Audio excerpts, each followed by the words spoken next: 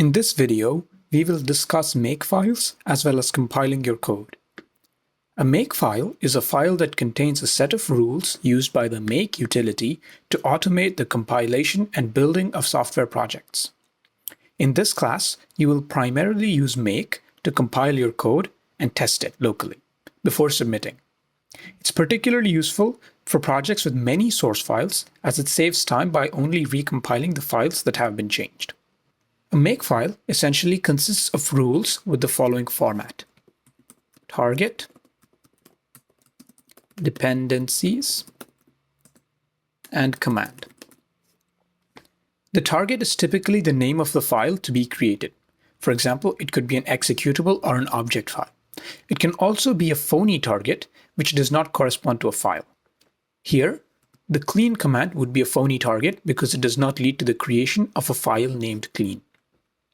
Dependencies are files or phony targets that the current target depends on. If any of the dependencies are newer than the target, then make knows that it has to update the target.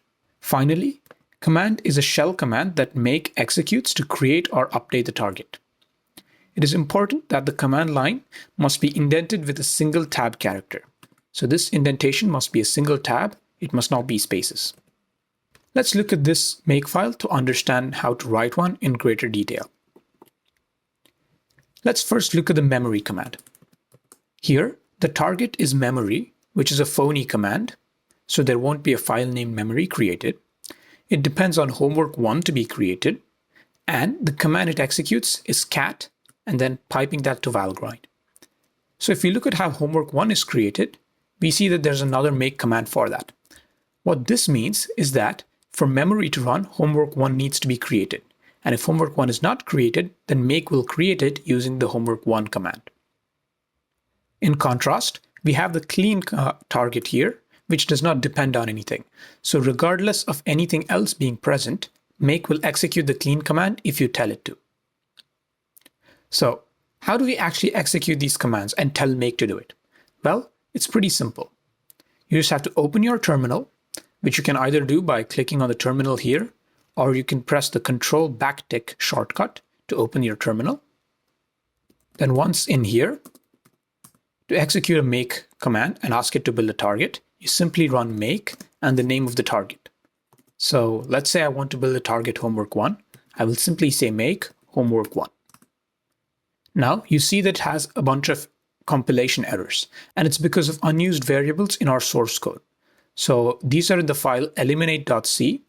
So let's open eliminate.c, and we see that these variables here have been declared but are never used. So since this is the starter code, I'll just comment it out now to display how it works. After commenting it out, if I try to run make homework 1 again, you see that it works and it actually compiled an executable named homework 1. Now let me run make memory to run the executable and check for any memory leaks.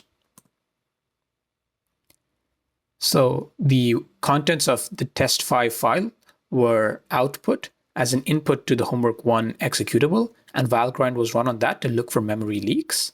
And we found that there were absolutely no memory leaks because all memory that we allocated using malloc was freed.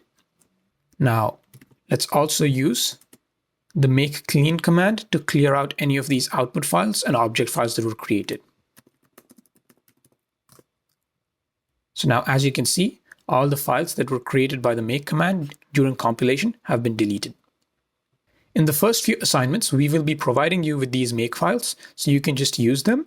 But for later assignments, you will have to know how to write a make file by yourself. So this guide will be helpful then. In the next video, we will discuss debugging your code in VS Code using the VS Code debugger.